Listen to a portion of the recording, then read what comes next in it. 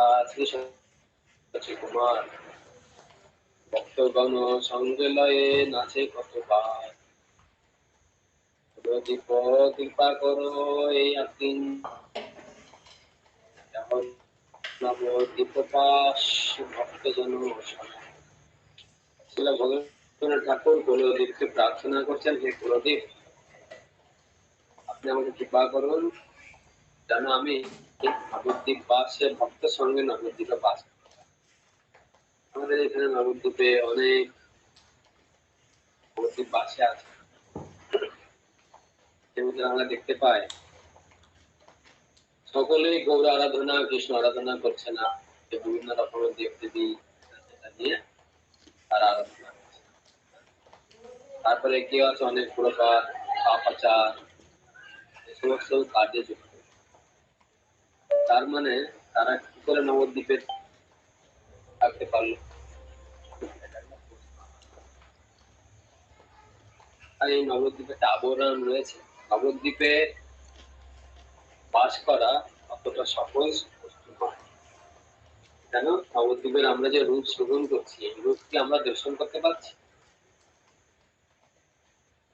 10 প্রকার ধাম অপরাধ আছে, 10 প্রকার নাম অপরাধ আছে, আর 10 প্রকার সেবা অপরাধ আছে।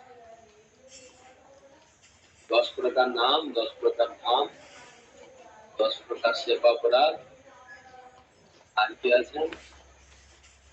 আর 10 প্রকার আছে নাম অপরাধ, ধাম অপরাধ, সেবা অপরাধ,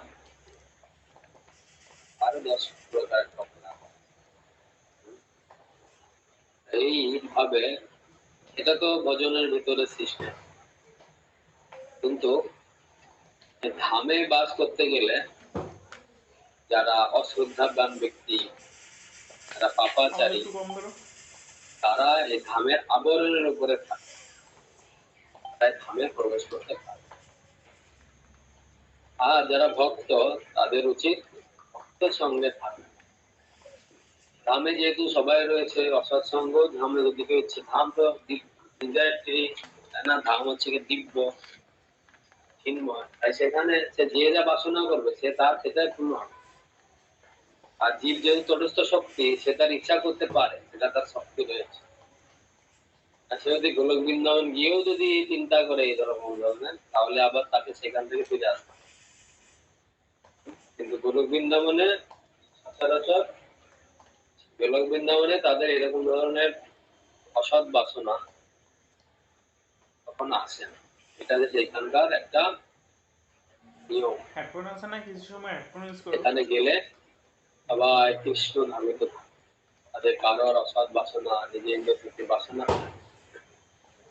নবদ্বীপ, বৃন্দাবন, পুরীধাম, এগুলো চিন্ময় জগতেরই প্রতিবিম্ব, রিপ্রেজেন্ট। এইখানে তাদের এই বাসনা আসতে পারে, আসে। এইগুলো জেনে তাকে সতর্ক হতে, সতর্ক হয়ে যারা বিশেষ করে ওখানে গেলেও আসে, গোলক বৃন্দাবন থেকে আসতে পারে তাদের, যারা ঠিকভাবে একাদশী তিথি, ঠিকভাবে নাম জপ, এগুলো ঠিকভাবে করে না, আর কোনো কোনো ফলের কারণে সিদ্ধ হয়ে হয়তো সেখানে প্রবেশ করতেও পারে, করলেও তার ভিতরে আবার এই প্রকার, যেহেতু তার যথাযথভাবে জ্ঞান হয়নি, সবকিছু হয়নি, সেই ক্ষেত্রে তার ভিতরে এই ধরনের বিষ থেকে যেতে পারে।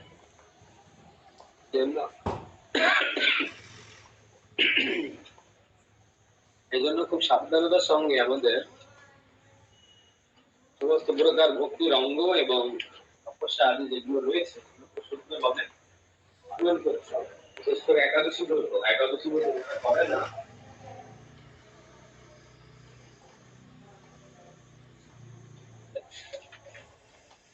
এই ধরনের ভয় থাকে। একাদশী ব্রতটা খুব ইম্পর্টেন্ট, গুরুত্বপূর্ণ ব্রত, যেটা খুব সাবধানতার সঙ্গে সম্পন্ন করা উচিত। এই জন্য একাদশী মাহাত্মে ভীম একাদশী, সেই একাদশীতে বলা হয়েছে একাদশীতেও যদি অন্য অন্য একাদশীতে সে অতটা সুন্দরভাবে করতে পারেনি, একাদশী উপবাস ভালো করতে পারেনি, ঠিক মতো পালন করা এগুলো করতে পারেনি, কিন্তু লাস্টে ভীম একাদশী যেটা রয়েছে এটাকে সুন্দর করে করতে বলা। কেন ওই একাদশীটা করলে অন্য সমস্ত একাদশীর ফল একাদশীতে পাওয়া যায়। এইভাবে এটাকে অত কত গুরুত্বপূর্ণ দেওয়া আছে। আর এটাকে বলে যে মাধব তিথি। আমাদের নবদ্বীপে আমরা যারা বাস করছি তাদের খুব সাবধানতা অবলম্বন করতে হবে। যারা আমরা নবদ্বীপে আসি, ভক্তিবিনোদ ঠাকুর খুব সুন্দর সকলের জন্য গাইড দিয়েছে। গৌরাঙ্গ লীলা ধনে দেহ অধিকার, জীবনে মরণে প্রভু গৌরাঙ্গ আমার। ভক্তিবিনোদ ঠাকুর প্রার্থনা করছেন কুলদ্বীপের কাছে। কুলদ্বীপে এই যে প্রার্থনা করছেন, এটা দ্বীপ, এটা জড় বস্তু। দ্বীপ মানে কি? দ্বীপ মানে কি তার প্রাণ আছে? কোন ব্যক্তি যে ভক্তিবিনোদ ঠাকুর এত তাদের কাছে প্রার্থনা করছেন না, এরা সবাই একজন ব্যক্তিত্ব বিশেষ। ধাম, ধাম একজন ব্যক্তি, ধাম নাম এসব এটা একজন পার্সোনালিটি রয়েছে। এই কুলদ্বীপ যত দ্বীপ রয়েছে সেখানে এটা পার্সোনালিটি রয়েছে, একজন ব্যক্তি বিশেষ। এই জন্য ভক্তিবিনোদ ঠাকুর এর কাছে প্রার্থনা করছে। আর কি বলছেন? গৌরাঙ্গ শ্রী গৌরাঙ্গ লীলা ধনে দেহ অধিকার। গৌরাঙ্গ মহাপ্রভু লীলা দর্শনে আমাকে অধিকার প্রদান করুন, তাহলে কি হবে? আর এরকম অধিকার প্রদান করুন যেন জীবনে মরণে প্রভু গৌরাঙ্গ আমার, আমার জন্য জীবনে মরণে সবসময় তিনি আমার। কুলদ্বীপ উত্তর অংশে চম্পট গ্রাম, সদা সেবা করে যাহা নবদ্বীপ ধাম। এই কুলদ্বীপে কি রয়েছে? একটা বিশেষ স্থান রয়েছে যেটাকে বলে চম্পাহাটি। চম্পাহাটি খুব সুন্দর লীলা আছে। চম্পাহাটিটা নাম হয়েছে কি করে? এখানে মহাতীর্থ চম্পাহট্ট গ্রাম মনোহর, জয়দেব যথা ভজে গৌর শশধর। এখানে জয়দেব গোস্বামী তিনি গীত গোবিন্দ নামক মহাগীত তিনি রচনা করেছেন। এই জয়দেব গোস্বামী এখানে তিনি ভজন করতেন। আর ভজন করতেন গৌরাঙ্গ মহাপুর ভজন করতেন চম্পাহাট।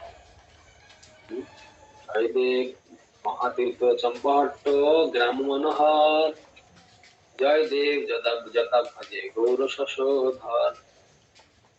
তথা বাণীনাথ গৃহে সচিরানন্দন, সপার্ষদে করিলেন নাম সংকীর্তন। সেখানে দ্বিজ বাণীনাথ আমি মহাপুর একজন ভক্ত ছিলেন। সেখানে মহাপুর যেতেন, আর সেখানে সুন্দর গৌর গদাধর বিগ্রহ রয়েছে। গৌর গদাধর, গৌরনিতাই বিগ্রহ এই জায়গায় আছে, কিন্তু এইখানে শুধু রয়েছে কিনা গৌর গদাধর। এখানে গৌরনিতাই না, এখানে আছে গৌর গদাধর। এই দ্বিজবাণীনাথের সেবিত বিগ্রহ আছে গৌর গদাধর। আর মহাপুর এখানে গিয়ে নাম সংকীর্তন। যথা বাণীনাথ গৃহে সচিদানন্দন, সপার্ষদে করিলেন নাম সংকীর্তন। বাণীনাথ গৃহে হইল মহামহোৎসব, গৌরাঙ্গ দেখায় নিজ প্রেমের বৈভব। আর সেখানে কীর্তন শেষে বিশাল এখানে মহোৎসব হলো। আর চৈতন্য মহাপ্রভু সেখানে প্রেমের বৈভব সবাইকে প্রদর্শন। চম্পাহট্ট গ্রামে আছে চম্পকের বন, চম্পক লতা করে যথা কুসুম চয়ন। চম্পক লতাকে চেনেন আপনারা? এই চম্পাহাটিতে একটা চম্পক ফুলের বাগান আছে। আর এই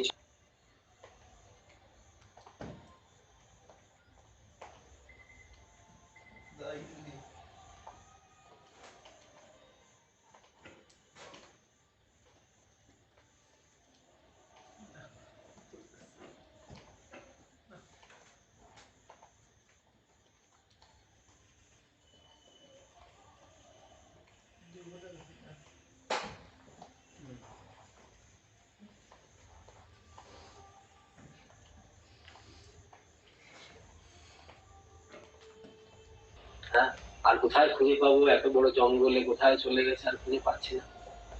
আর কৃষ্ণ যখন বাঁশি বাজাতেন, যখনই কৃষ্ণ বাঁশি বাজাতেন, তখন সমস্ত গোবাসরা তৎক্ষণাৎ কে কোথায় ছিল ছুটে চলে আসতেন। না দেখিয়া বৎসগণে চিনতে সর্বজন, যখন বৎসদেরা দেখতেন না সবাই চিন্তিত কৃষ্ণ বংশী রবে বৎস আইসে তখন তৎক্ষণ। কৃষ্ণ যখনই বাঁশি শুনতে পারতো, কৃষ্ণের বাঁশি, তখনই তারা সবাই ছুটে চলে আসত। দেখিতে দেখিতে লীলা হইল দর্শন, ভূমিতে পড়িব আমি হয়ে অচেতন। এইভাবে যখন আমি দেখতে থাকবো ভিডিওটা দেখতে যখন ভিডিওটা শেষ হয়ে যাবে, আর তখন অচেতন হয়ে লীলা। দেখিতে দেখিতে লীলা হইল দর্শন, ভূমিতে পড়িব আমি হয়ে অচেতন। কতক্ষণে সংজ্ঞা লবি আপনি উঠিব, ধীরে ধীরে বন মাঝে ভ্রমণ করিব। অনেক সময় ধরে আমি অচেতন হয়ে পড়ে থাকবো, তারপরে আস্তে আস্তে আস্তে আস্তে জ্ঞান ফিরে আসবে, আর আমি সেখানে উঠবো, উঠে আমি আবার ধীরে ধীরে বন মাঝে ভ্রমণ করবো। এই কাহিনী এগুলো কথা কোথায় হচ্ছে? কোন দ্বীপে? ঋতু দ্বীপে। মনে থাকবে কোন দ্বীপে কি লীলা হচ্ছে, সেখানে ভক্তিবন ঠাকুর ঋতু দ্বীপের কথা। গৌরাঙ্গ কৃষ্ণচন্দ্র দয়ালু সাগর, কাঙ্গালের ধন তুমি আমি তো পামো। তখন আমি গৌরাঙ্গ কৃষ্ণ, গৌরাঙ্গ কৃষ্ণ বলে প্রার্থনা করবো, তোমরা কাঙ্গালের ধন। যার কেউ নেই তার কে আছে? কৃষ্ণ আছে। কাঙ্গালের ধন তুমি, আর আমি তো পাবো। আর নিজেকে ভক্তিবন ঠাকুর আমর বলছে, আমর।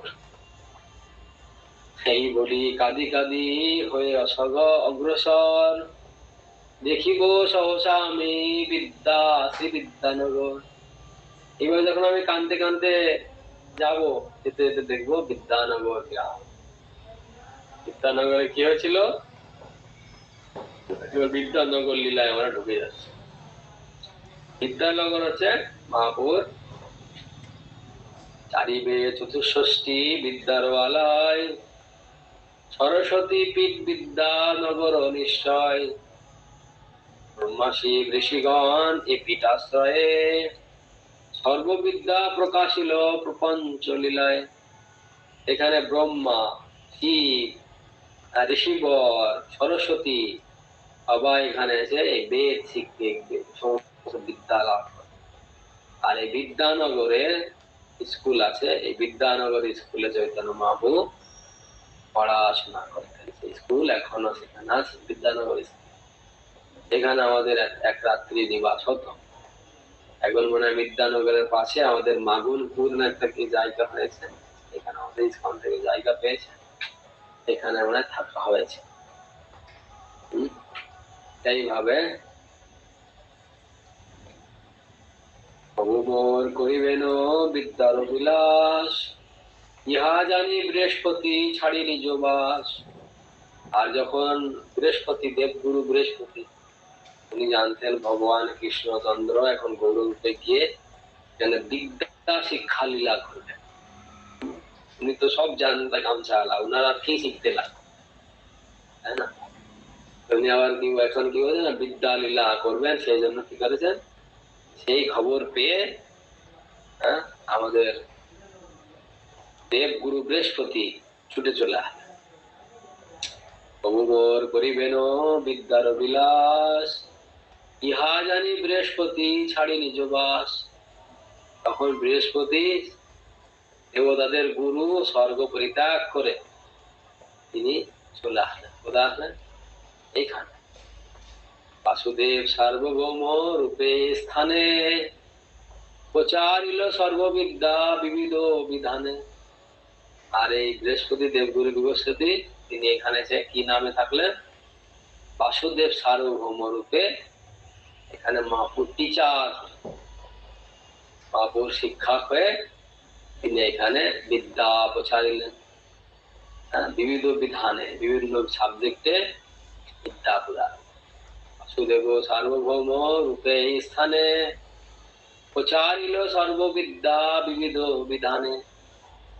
এই বিদ্যা নগরে বসি গৌর গুণ গায়, সেই অধ্যাপক ধন্য শোক নাহি পায়।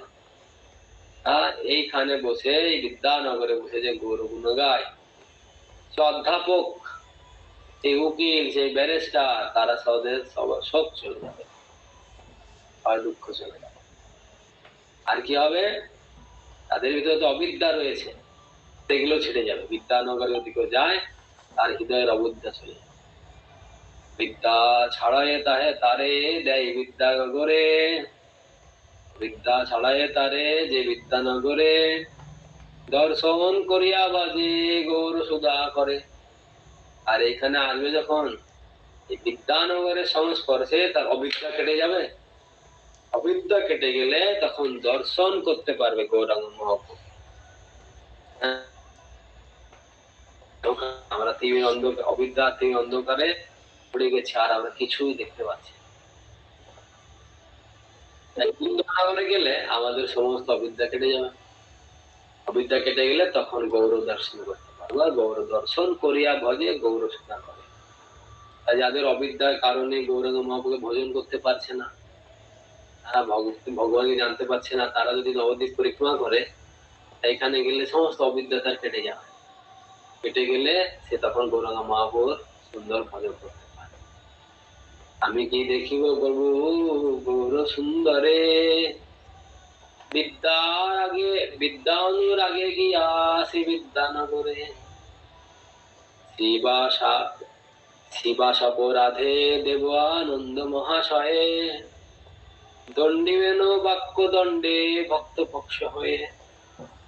দেবানন্দ পণ্ডিত তিনি শিবাসের চরণে অপরাধ করেছেন। তখন দেবানন্দ পণ্ডিতকে দণ্ডিবেন বাক্য দণ্ডে ভক্ত পক্ষ হয়ে, মহাপ্রভু তখন ভক্তের শিবাসের পক্ষ হয়ে দেবানন্দ প্রভুকে দণ্ড প্রদান করেছিলেন, বাক্য দণ্ড।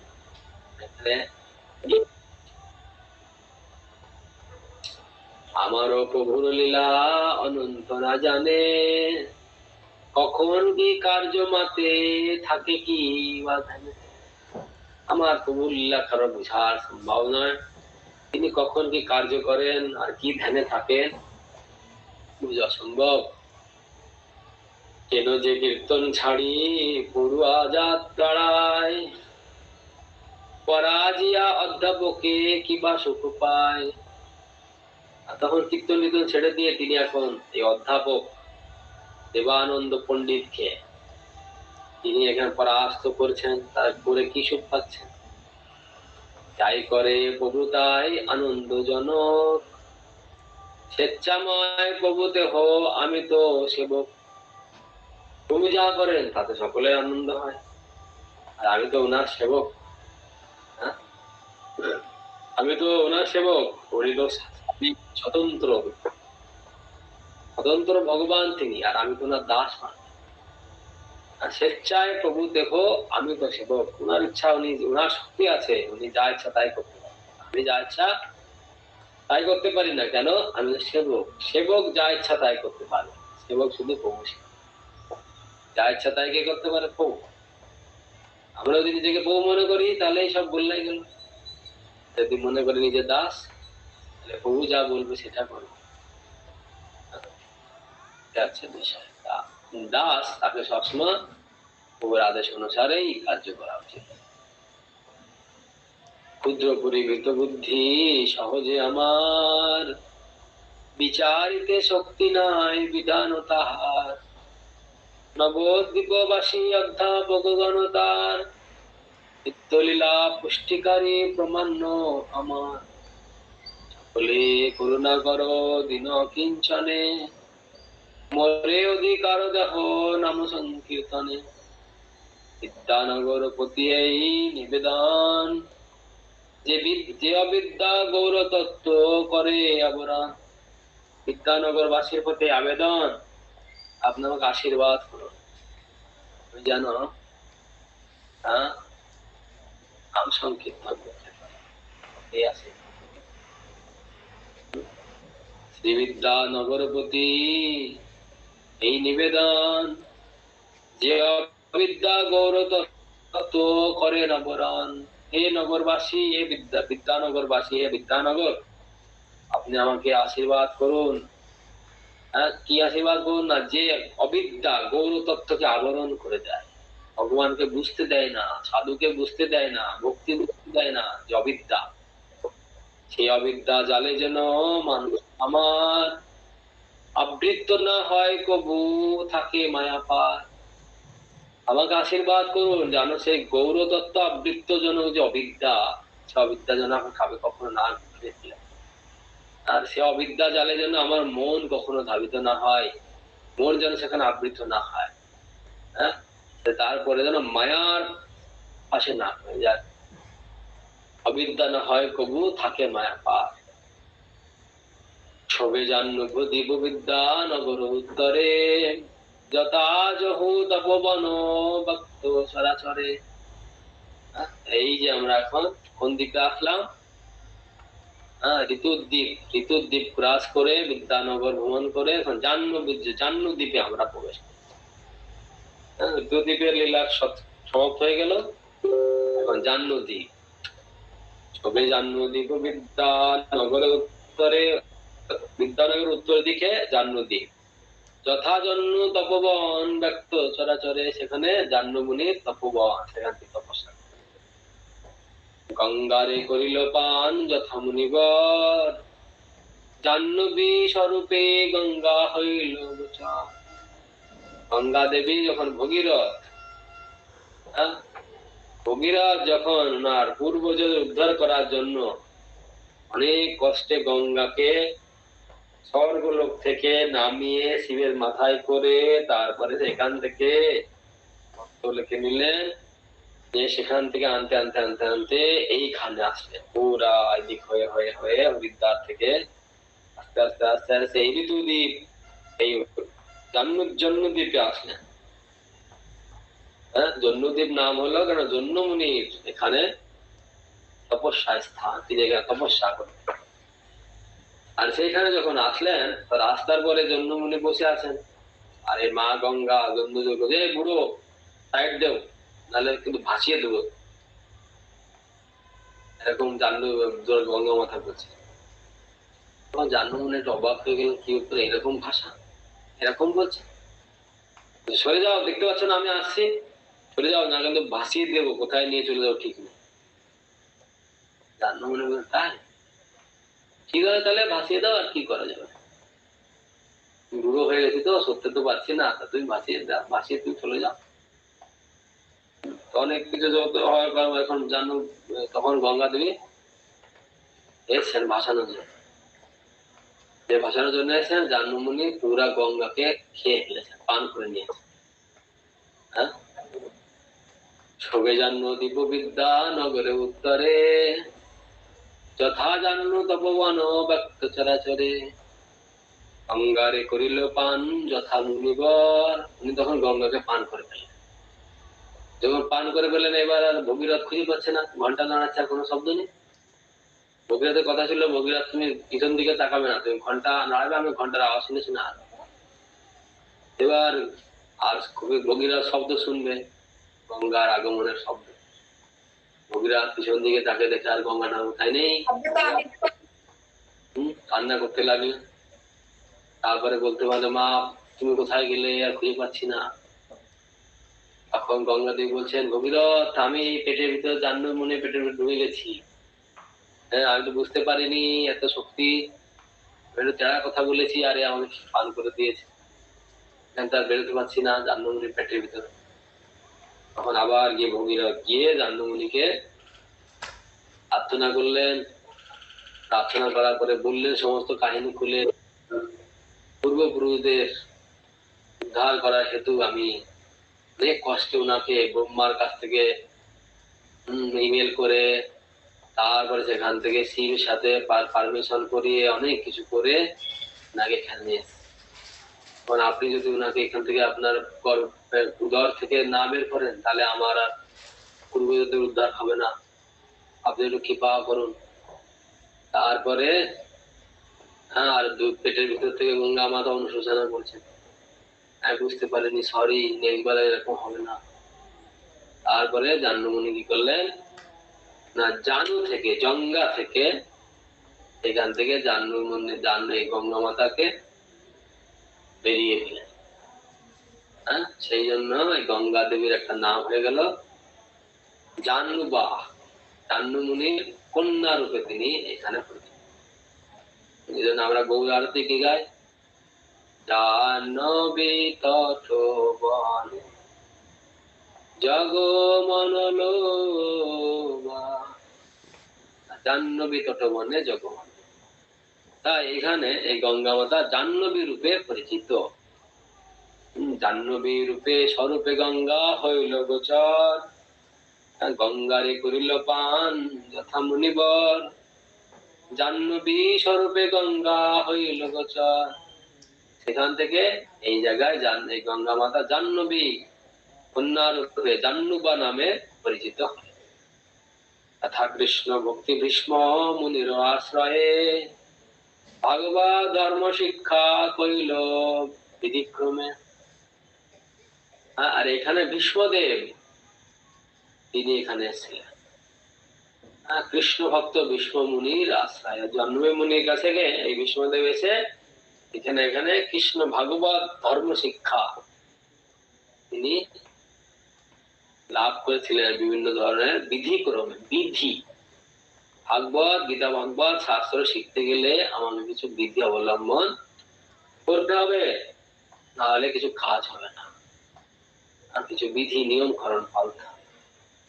এখানে ভীষ্মদেব এসে তিনি মুনিবরের কাছ থেকে ভাগবত শিক্ষা লাভ করেছিলেন। বিভিন্ন বিধি ক্রমে ভাগবত শিক্ষা লাভ, যা কৃষ্ণ ভক্ত ভীষ্ম, যথা কৃষ্ণ ভক্ত ভীষ্ম মুনির আশ্রয়ে ভাগবত ধর্ম শিক্ষা কইলে বিধি ক্রমে। যথা জাহ্নু নিষ্কপটে করিয়া ভজন, অনাসে পায় কৃষ্ণ চৈতন্য চরণ। যথা জাহ্নু নিষ্কপটে করিয়া ভজন, অনায়াসে পায় কৃষ্ণ চৈতন্য চরণ। এখানে এসে তিনি এই জাহ্নবী চৈতন্য মহাপ্রভুকে লাভ করেছিলেন। ভজন করতে হবে কি করে? নিষ্কপটে। সেবা করতে হবে কিরকম? নিষ্কপট। কপটতা থাকলেই হরিবোল হয়ে যাবে। কোন প্রকার কপটতা থাকা যাবে না। সাধু গুরু বৈষ্ণবের সাথে কোন প্রকার কপটতা করা, কৃষ্ণের সাথে কোন প্রকার কপটতা চলবে না। এই জন্য আমরা দেখি সব জায়গায় বলা হয় নিষ্কপটে করো, নিষ্কপট, অনাচার ছাড়ি করো। হ্যাঁ, এখানে ভক্তিবিনোদ ঠাকুর বলেছেন কৃষ্ণ সংসার করো, ছাড়িও না ছাড়, জীবে দয়ে কৃষ্ণ নাম সর্বধর্ম সার। তাই নিষ্কপটে ভোজন করতে হবে। যথা জাহ্নু নিষ্কপটে করিয়া ভজন, অনাসে পায় কৃষ্ণ চৈতন্য চরণ। জাহ্নুদ্বীপ ভদ্রবন কৃষ্ণোল্লাস স্থান, নয়ন গোচর কবে হবে নির্মল। আর এই জাহ্নুদ্বীপ হচ্ছে বৃন্দাবনের ভদ্রবন, অভিন্ন ভদ্রবন। হ্যাঁ, ভাদ্রীবন আছে না বৃন্দাবনে, এই 12টা বনের ভিতরে আর একটা বন হচ্ছে ভাদ্রীবন। এটা থেকে সেই অভিন্ন জাহ্নুদ্বীপ হচ্ছে অভিন্ন বৃন্দাবনে ভাদ্রীবন। ভক্তিবিনোদ ঠাকুর বলছেন কবে আমার আত্ম নির্মাণ হবে, আমি সেটা দেখতে পাবো, দর্শন করতে পারবো। সেই বনে ভীষ্মটিলা পরম পাবন, যদু করি রহি আমি করিব ভজন। এখানে ভীষ্মটিলা রয়েছেন, ভীষ্মদেব যেখানে থাকতেন, আর সেখানে ভক্তিবিনোদ ঠাকুর প্রার্থনা করছেন আমি কবে সেখানে থেকে বৃন্দাবন, আমি সেখান থেকে ভজন করতে পারবো। ভজন করতে হবে, সাধু সঙ্গে ভজন করাই কলিযুগ অত্যন্ত দুর্লভ বস্তু। সাধুদের সঙ্গে শাস্ত্র অধ্যয়ন, সাধুদের সঙ্গে কৃষ্ণ সেবা, সাধুদের সঙ্গে নাম সেবা, সাধুদের সঙ্গে প্রসাদ সেবা, সাধুদের প্রসাদ সেবা করানো, সাধুদের সেবা করতে পারা অত্যন্ত দুর্লভ। ভক্তিনাথ ঠাকুর সেই প্রার্থনা রাত্রাগমে বিষ্ণুদেব প্রশান্ত অন্তরে দর্শন দিবে মোরে শুদ্ধ কলেবরে।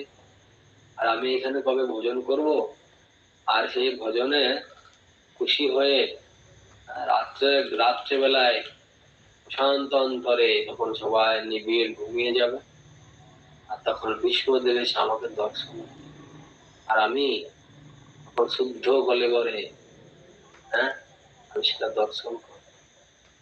কৃষ্ণবর্ণ বৃক্ষতুল শিরমালা করে দ্বাদশ তিলকাম্বী নানানন্দ করে। আর উনার সে শুদ্ধ কলেবরে উনি দর্শন দেবেন, আর উনার দেখবো উনার শরীরে দ্বাদশ তিলক রয়েছে। দেখছেন, তিলক থাকতে হবে। তিলক না থাকে যদি বিপ্রের কপালে, সেই কপাল শ্মশান সমবেত বলে। কেন ভাই ললাটে তিলকানা তোমার, ললাটে কেন তুমি তোমার কপালে তিলক নেই? এখানে বলছেন যে রাত্রেবেলায় প্রশান্ত অন্তরে নির্মল কলে শুদ্ধ কলেবরে বিষ্ণুদেব আমাকে দর্শন দিবেন, আর ওনার শরীরে তখন শুদ্ধ কলে কোনো বস্ত্রাদি থাকবে না, সুন্দর শুধু কাপড় পরা থাকবে, ধুতি পরা থাকবে, উত্তরী থাকবে, আর ওনার পুরা শরীরটা আমার দর্শন করতে পারবো। আর সেখানে কি দেখবো? কৃষ্ণবর্ণ বৃক্ষতুল শিরমালা করে, তখন না গলায় তুলসী মালা আমি দেখতে পাবো। আমাদের তো গলায় তুলসী মালাটা ঢেকে রেখে দিই, ঝুলিয়ে ঝুলিয়ে কেউ না দেখে এরকম করে, তাই না? কিন্তু আর তুলসী মালা করি না আমরা। এখানে বিষ্ণুদেব তুলসী মালা করে। ঠাকুর বলছেন কৃষ্ণবর্ণ বৃক্ষতুল শিরমালা করে দ্বাদশ তিলক সম্বিত নামানন্দ ভরে। আর নার সমস্ত দাদা সঙ্গে তিলক অঙ্কিত থাকবে। বলিব নবীন নব দীপবাসী শুনো, আমার মুখেতে আজ গৌরাঙ্গের গুণ। আমি যখন সমস্ত নবদ্বীপবাসীকে জোরে জোরে বলবো আমার মুখে, দেখো আজকে আমার মুখে গৌর গুণ শুনো। কুরুক্ষেত্র রণে পড়ি মরণ সময়ে দেখিলাম কৃষ্ণচন্দ্র এক চিত্ত হয়ে। তিনি সেই কৃষ্ণদেব এসে তিনি সমস্ত নবদ্বীপবাসীকে বলবেন, নবদ্বীপবাসী আসো আমার কাছ থেকে কৃষ্ণ কথা শোনো। কুরুক্ষেত্র আমি সেখানে কুরুক্ষেত্র অনেক পড়ে মরণ সময় আমি সেখানে কুরুক্ষেত্র অনেক পড়েছিলাম। আর সেখানে কি হলো? সেখানে আমি কৃষ্ণচন্দ্রকে এক চিত্ত দেখিলাম, কৃষ্ণচন্দ্র একচিত্ত একনিষ্ঠ ভাবে এক চিত্ত এক চিন্তা এক ধারা এক উদ্দেশ্য নিয়ে আমি সেই কৃষ্ণকে দেখছিলাম। নির্যাস সময়ে প্রভু বলিল বচন, নবদ্বীপ তুমি পূর্বের করিলা দর্শন। যখন নির্যানের সময় সেই কৃষ্ণ আমাকে বললেন, নবদ্বীপ তুমি পূর্বে করিলা দর্শন, তুমি আগে তুমি নবদ্বীপ দর্শন করবে। নবদ্বীপ সেই পুণ্যে গৌর কৃপা তোমার ঘটিল, নবদ্বীপে নিত্যবাস এখন হইল। তুমি এই পূর্বে তুমি নবদ্বীপ দর্শন করেছিলে, সেই নবদ্বীপ দর্শনের কৃপায় তোমার গৌরচন্দ্রের কৃপা লাভ হয়েছে, এই জন্য তোমার এই নবদ্বীপে বাস হয়েছে। সেই পুণ্যে গৌর কৃপা তোমার ঘটিল, নবদ্বীপ তুমি পূর্বে করিলা দর্শন। তুমি নবদ্বীপ দর্শন করেছিলে পূর্বে, আগে, সেই জন্য তোমার গৌরাঙ্গর কৃপা হয়েছে। ফলস্বরূপ এখন তুমি সেখানে ধামে বাস করার উন্নত অর্জন করেছে। দেখুন, তীর্থ দর্শন করার প্রয়োজনীয়তা আছে কি নেই? তীর্থে যেতে হয়। কোন তীর্থে গেলে কোন মহাত্মা কোন ভগবানের কৃপা আমি লাভ করবো? কৃষ্ণ এই কথা কে বললেন? ভীষ্মদেব মৃত্যুর সময় কৃষ্ণ ওনাকে এই কথা বলছে, তুমি তোমার নবদ্বীপে বাস হবে। হ্যাঁ, কেন? তুমি গৌরাঙ্গ নবদ্বীপ ভ্রমণ করতে গিয়েছিলে, আর সেখান তার কারণে তুমি গৌরাঙ্গের কৃপা পেয়েছো, তোমার নবদ্বীপে বাস। নির্জন সময় প্রভু বলিল বচন, নবদ্বীপ তুমি পূর্বে করিলা দর্শন, সেই পুণ্যে গৌর কৃপা তোমার ঘটিল, নবদ্বীপে নিত্যবাস এখনো হইল। এই যেখানে তুমি এখানে গিয়েছো, তাই জন্য তোমার নিত্য নবদ্বীপে বাস হইল। তাই সর্ব আশা পরিত্যাগ করি, নবদ্বীপে বসে তুমি ভজ গৌর হরি। তখন মৃত্যুর সময় কৃষ্ণ ওনাকে বলছেন,